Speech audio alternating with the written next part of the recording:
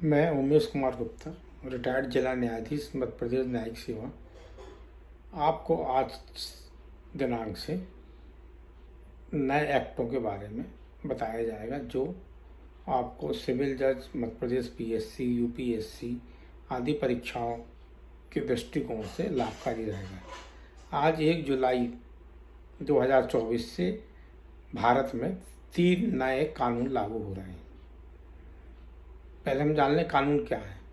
भारत के संविधान में हमें विधि के समक्ष समता समानता का अधिकार दिया गया है। किसी भी व्यक्ति को विधि के द्वारा ही दंडित किया जाएगा। सभी व्यक्ति को विधि के समक्ष समान माना जाएगा। किसी भी व्यक्ति को एक ही अपराध के लिए 2 बार दंडित नहीं किया जाएगा।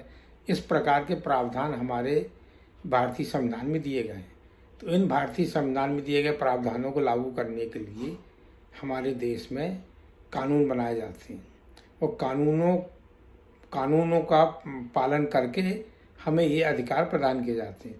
तो इन कानूनों का निर्माण संसद द्वारा किया जाता है, जिसमें भारत के संविधान जो भारत की आत्मा है उसके प्रावधानों का ध्यान रखा जाता है और उसके आधार पर नए कानून बनाए जाते हैं। अभी तक हमारे देश में अंग्रेजों द्वारा प्रचलित कानून भारतीय दंड संहिता 1860, भारतीय साक्ष्य अधिनियम 1872, दंड प्रज्ञा संहिता 1973 के प्रावधान लागू थे।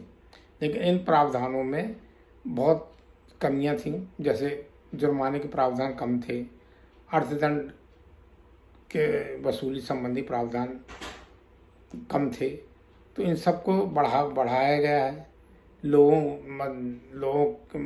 जो न्यायिक मजिस्ट्रेट हैं इनके अधिकार बढ़ाए गए हैं, क्षेत्राधिकार बढ़ाया गया है और भारत के समाज को देखते हुए कुछ नए प्रावधान जैसे सामुदायिक सेवा का सजा का प्रावधान और थर्ड जेंडर को भी शामिल किया गया है। इस प्रकार नए प्रावधानों को नए कानूनों में शामिल किया गया है। अब हम जानें कि ये कौन कौन से 3 कानून हैं।